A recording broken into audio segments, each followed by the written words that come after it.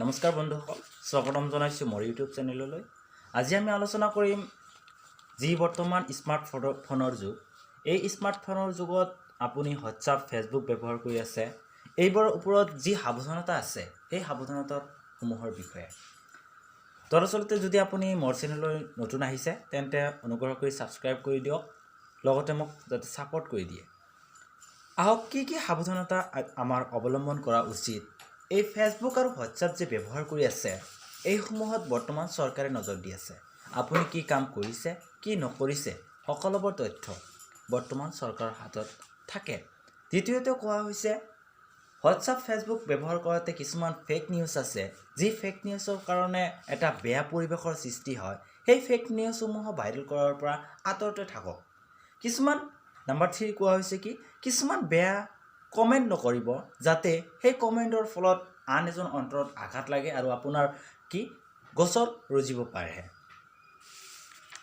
Fake ভিডিঅ'সমূহ viral নকৰিব, আৰু এই ফেক ভিডিঅ'সমূহ যিয়ে বনায়, সেই অসাধু ব্যৱসায়ী এই ফেক ভিডিঅ'ৰ যি মুনাফা ফাইদা তেওঁলোকেহে পায়। কিছুমান গ্ৰুপ আছে হোৱাটছআপ, যিবোৰ গ্ৰুপত থাকিলে আপোনাৰ ক্ষতি হ'ব পাৰে, অৰ্থাৎ পুলিচে ইয়াত কেছ কৰিবও পাৰে। এই গ্ৰুপসমূহৰ পৰা আপুনি আঁতৰত থাকক। ফেক নিউজবিলাক শ্বেয়াৰ কৰি দুটা সম্প্ৰদায়ৰ মাজত বিবাদৰ সৃষ্টি যাতে নকৰে। অযথা বেয়া গালিগালাজ পাৰি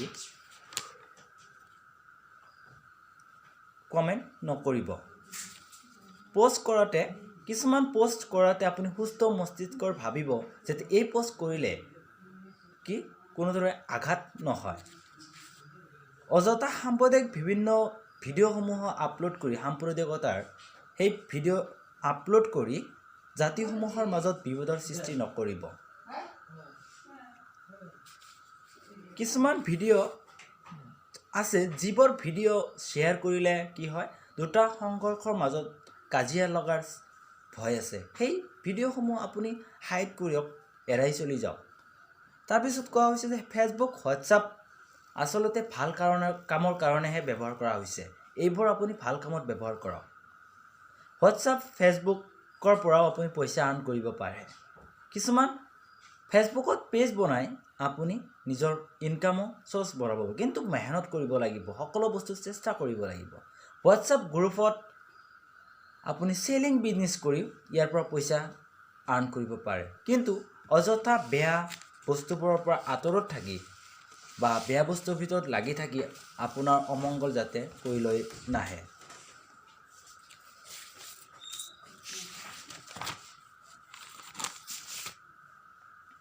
আৰু কোৱা হৈছে ৰাজনীতি, ধৰ্মীয় নীতি আৰু চৰকাৰৰ নীতি কোনো পোষ্ট যাতে আপোনালোকে শ্বেয়াৰ নকৰে।